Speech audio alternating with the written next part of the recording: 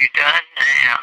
Hi, everybody. This is Bob Gale, co-creator of Back to the Future, and you're listening to Brad Gilmore. Oh, Brad, what have you done now? Doc! Okay, relax, Doc. It's me. It's Martin. Oh, it can't be. Just sent you back to the future. Yeah. Oh, I know you did send me back to the future, but I'm back. I'm back from the future.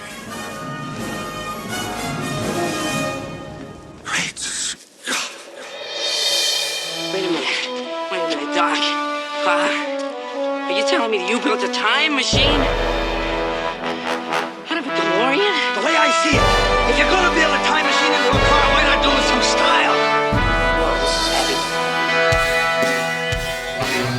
Hello, everybody, and welcome to Back to the Future, the podcast, the only podcast looking back in time at the greatest film trilogy of all time, Back to the Future. I'm your friend in time, Brad Gilmore, and welcome to the show, ladies and gentlemen. Here we are, Season 8 Time Capsule. Normally, long-time listeners of the show, I've been doing this show since 2015. You know, when there's a time capsule, there's always some sort of announcement, and this is no different. We have an announcement regarding Season 8 and Season 9 of the show. I haven't posted a new episode since, it's been a little while, right? At least over a month.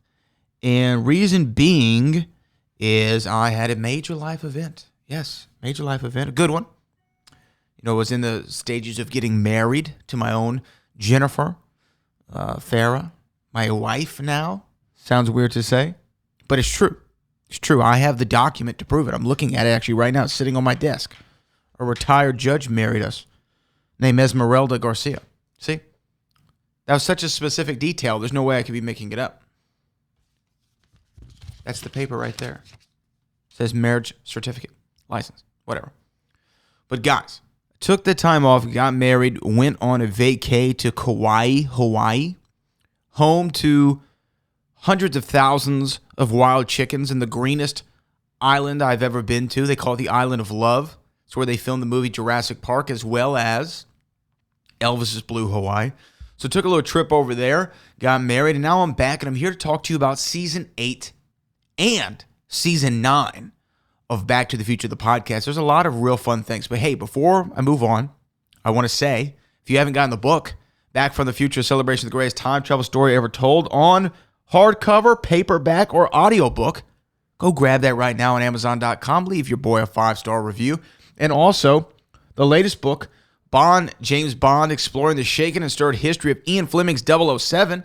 You can go get that book on Amazon right now or wherever books are sold. If you're in one of the great 50 states here in the United States, they're in one of the Barnes & Nobles close to you. And if you're listening abroad, which a lot of you are, shout out to all my people in the UK, you can go and get it on your Amazon site. It's probably the easiest thing. Probably the easiest way, okay? So go do that. Check out the James Bond podcast companion piece I do with my co-author, Mike Kalinowski. But enough of that. Enough of all of that. It's time to get into what we're here to talk about today. We're here to talk about Back to the Future. We're here to talk about Season 8, Season 9. This is the time capsule. So let's not waste any time. Let's get right into it right now.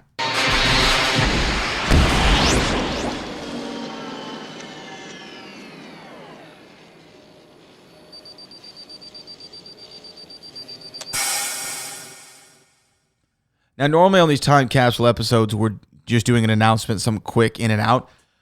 I will have these periodically, right? And for that very reason, I'm going to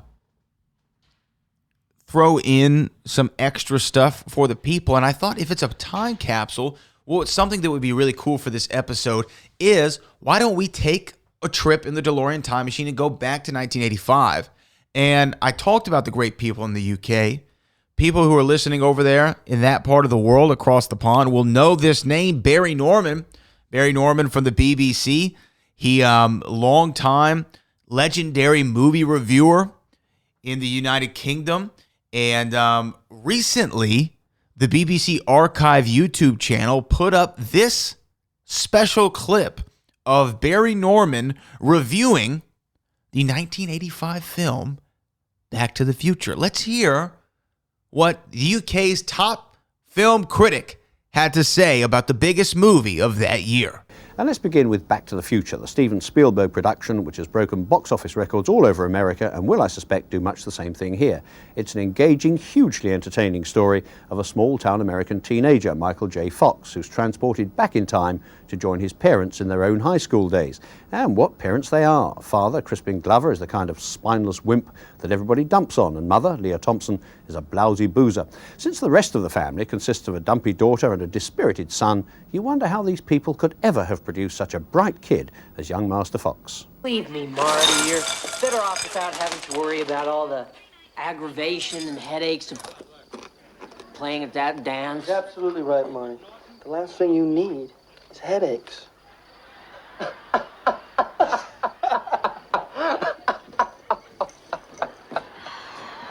Kids, we're gonna have to eat this cake by ourselves.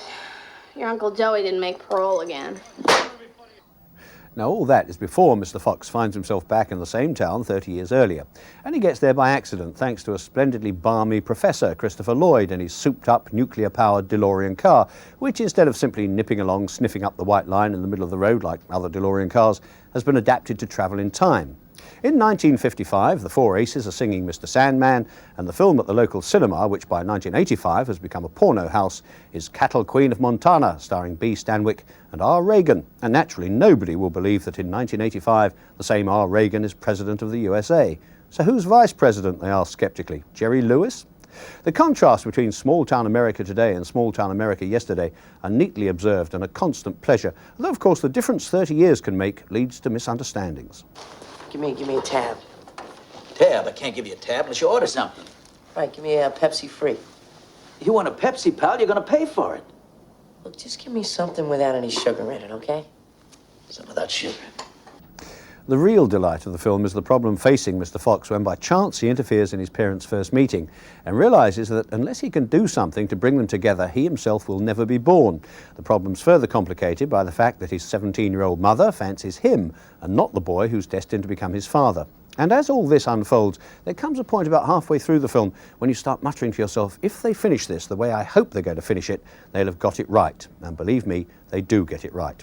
Michael J. Fox, who is 24 but going on 17, is very good indeed as the time traveller, and his performance is matched by that of Christopher Lloyd, whom you'll remember as Jim, the character in the TV series Taxi, who's blown his mind away with drugs. Indeed, all the cast are excellent, and so too is the witty and assured direction by Robert Zemeckis, the maker of Romancing the Stone. Of all the Christmas blockbusters now being unveiled, Back to the Future is the one I would most warmly recommend. And if by seeing it you make Steven Spielberg even richer than he is now, well, it can't be helped. It's already been established that he's a direct descendant of King Midas anyway. A direct descendant of King Midas, indeed. My man Barry Norman had a lot of praise for Back to the Future. No shock there. Great movie. We all know. That's why we listen to this podcast. That's why I do it. That's why I wrote the book. That's why we do it all. Just thought it was interesting to hear that. And I just wonder why also the BBC decided to release that after so many years. It was in the archive and never came out. Who knows? Anyway, interesting review from our friends across the pond, but why don't we hear what people stateside said? Now, if you are listening to this podcast and you are below the age of 27 and a half, right?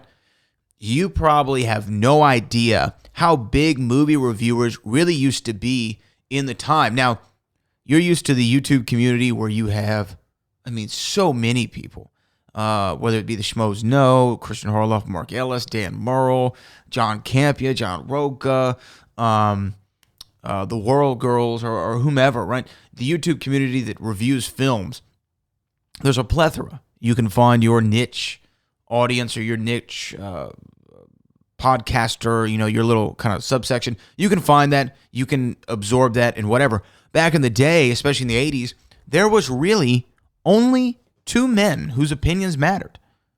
Only two. And their names were Siskel and Ebert. And Siskel and Ebert go to the movie, or it's not, what isn't Siskel and Ebert go to the movies? What was the name of the show? What was the name of the show? It had a name. What was it called? Was it just called Siskel and Ebert? Oh, it is. It's just called Siskel and Ebert. Okay.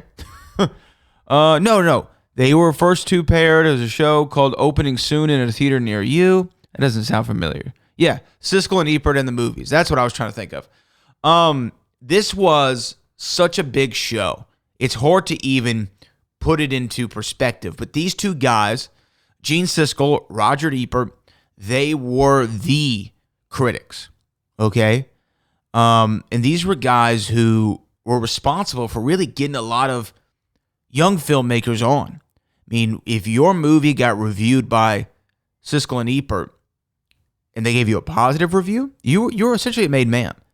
They advocated for guys like Martin Scorsese, for Spike Lee, for Quentin Tarantino, Michael Moore, Werner Herzog, people like that.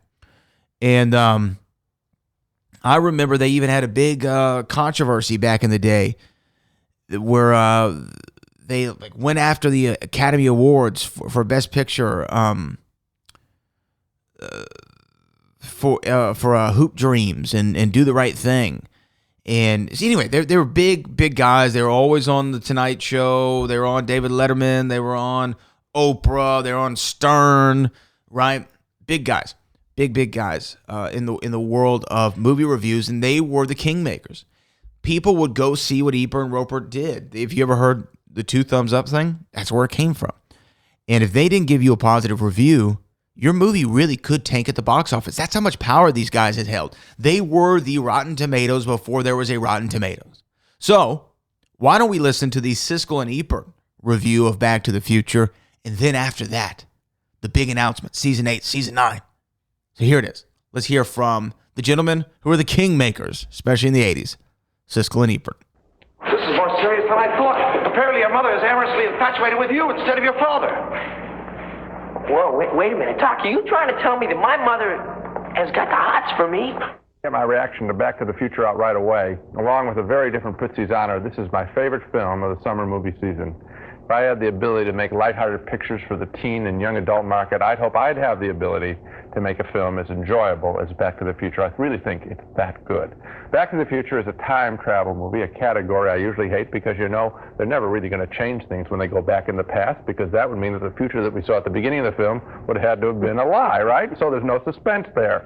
But, and I won't dare say how, Back to the Future managed to beat that problem, and it fooled me, and it delighted me in so doing. The time travel comes about when a high school kid played Michael J. Fox from the TV show Family Ties bumps into his good friend, a wacky scientist, at the local mall.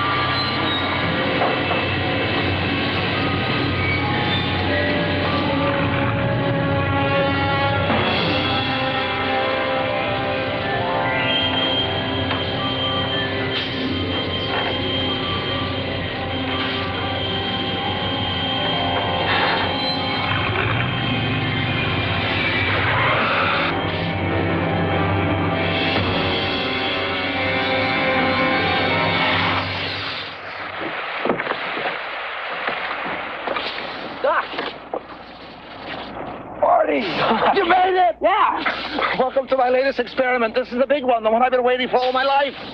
And of course, the experiment is the time travel, and I love that touch, the DeLorean motor car, as we see right there. Car that was ahead of its time. Very good, Rod. That was Christopher Lloyd as the scientist, and he's pretty good in a convincing variation on Jerry Lewis's Nutty Professor. This time machine does work. It transports young Marty back to 1955, to before he was born, to where he wants to set up a date, it turns out, between, get this, his mother-to-be and his father-to-be. But his mom would rather go out with him. Neat idea. Lorraine? Calvin! I'd like to meet my good friend, George McFly. Hi. It's really a pleasure to meet you. How's your head? Oh, good. Fine.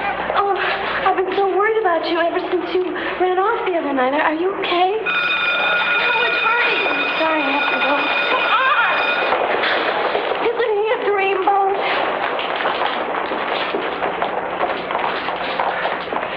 She didn't even look at him. This is more serious than I thought. Apparently your mother is amorously infatuated with you instead of your father. Whoa, wait a minute. Doc, are you trying to tell me that my mother has got the hots for me? Precisely. Whoa, this is heavy. Yeah, it's heavy and it's funny. Just hope you got it there. Those two people that he was trying to put up together at the lockers, those were his parents as teenagers. Now, this relationship is played out in the film for laughs and for sexual danger, the relationship between him and his mother, and even at the end of this film, for some teary emotion.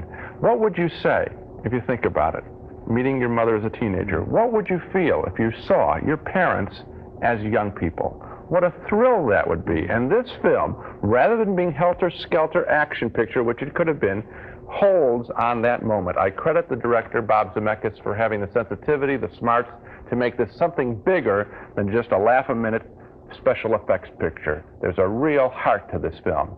Back to the Future has all that emotion, a most clever and funny and interesting script written by Bob Zemeckis and his partner, Bob Gale.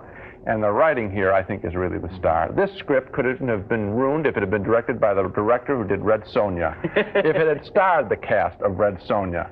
So I guess I've made my point. Back to the Future receives my highest recommendation of the film. Pretty good screenplay. And like all good screenplays and all good movies, it starts out with something of universal interest, which is, in this case, what would it be like to meet your parents, as you pointed out, when they were kids? Because I think everybody grows up thinking, my parents were never young. And the fact is, the parents, this is the secret parents have from kids, they don't think they're ever old. And so this movie plays with that paradox in such a beautiful way that it's not just a time travel picture, not just an action picture. I agree with you. It's a picture almost like Frank Capra would have made, in which the underlying message of this communication between the generations is kind of I just hope that beautiful. I hope that this title, Back to the Future, doesn't put off adults, or even when I said in the beginning, teen and time travel and young adult, I can't imagine anyone not liking this film. I really think this is a very special picture. I mentioned Capra. You know the Capra picture it reminds me of? You can probably guess. It's a Wonderful Life. You bet. Because here's the case, once again, of somebody finding out through some kind of magical intervention that things aren't so bad, and that they can even be kind of good. Next at the movies, Silverado, a new Western that wants to capture the Indiana Jones spirit in the Old West. Siskel and Ebert, guys. I mean, let's seriously. Seriously. Two of the best to ever do it. Unfortunately, neither man are with us anymore. They both passed away. One in the 90s and I think one in the mid-2000s, I think is when Ebert passed away. But definitely they were icons of their time. And you heard Gene Siskel say this got his highest recommendation, his favorite film of that year, and said that the writing was so good, even the director of Red Sonja and the cast of Red Sonja couldn't have messed the script up. And earlier in the same episode, they reviewed quite terribly the film Red Sonja from the 80s, 1985. So there you had it. You had the American perspective, you had the United Kingdom perspective, the British perspective of Back to the Future, and they gave us the highest of honors. I thought that would just be something fun to do here on Time Capsule today to make this announcement about Season 8 and Season 9. So here we go. This is going to be the final episode of Season 8 of Back to the Future, the podcast. Now you might be saying, whoa, what? I thought we were going to end the season with the Back to the Future 2 commentary. Well, yes, that was the plan. But here's the thing. Since my hiatus of about a month, getting married and everything, this week that I'm recording this, and I'm recording this at 9:22 p.m. on Tuesday, May the 10th, 2022. It just turned to 9:23. I've recorded several podcasts for Back to the Future, the podcast. And I think at the present moment, just in this week alone, I've recorded 4 new episodes. 4. And by the time the week is over, I should have at least 6 new episodes done. Now, I could drop all those as a part of Season 8, but I just feel like if I'm going to have that much show, I wanted to do another 10 episodes, and I thought, man, I'd do a season. This is actually my plan. I don't know if any of you are fans of Entourage, but this always stuck out to me when I would watch it on HBO, Go or Now or Max, whatever the name is now, is they had Season 1, Season 2, Season 3A, and 3B. They split Season 3 into 2 seasons. I'm not sure why they did that. I'm sure there was a schedule or something. So I was going to do that with this show. I was going to make it Season 8A and Season 8B, and Season 8A would be 10 episodes, and season 8B would be 10 episodes. But I've decided to do away with that idea. Why not end it with a time capsule?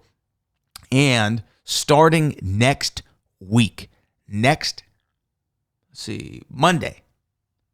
Next Monday, we're going to start with season 9 of Back to the Future, the podcast, and you will have all these episodes that I've recorded this week and the ones that I have in progress for the following week. We have some really cool interviews coming up, some different kind of things that we're going to be doing on the podcast, more time capsule, things like this, where we might look at something of the day when Back to the Future came out, and always working on some big future surprises for you in season 9. So I really do appreciate your patience with me over these 7 years of Back to the Future, the podcast. We don't get paid a dime for this show. It's 100% because I love doing it. I love talking to you all. I love hearing from you all.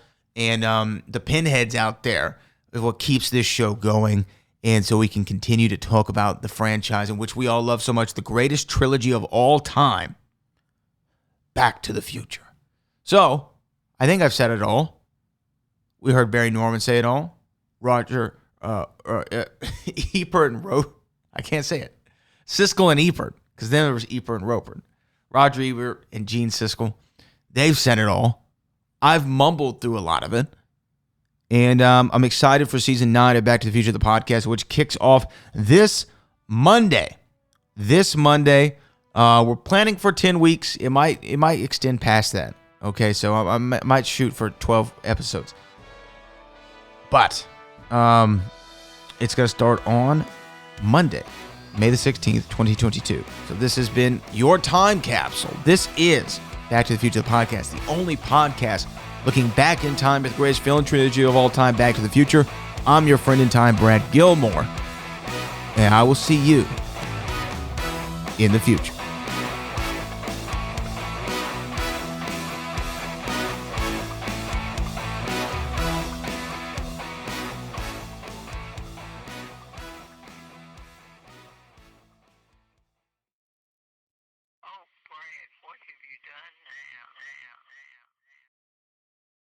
Oh, Brad, what have you done now?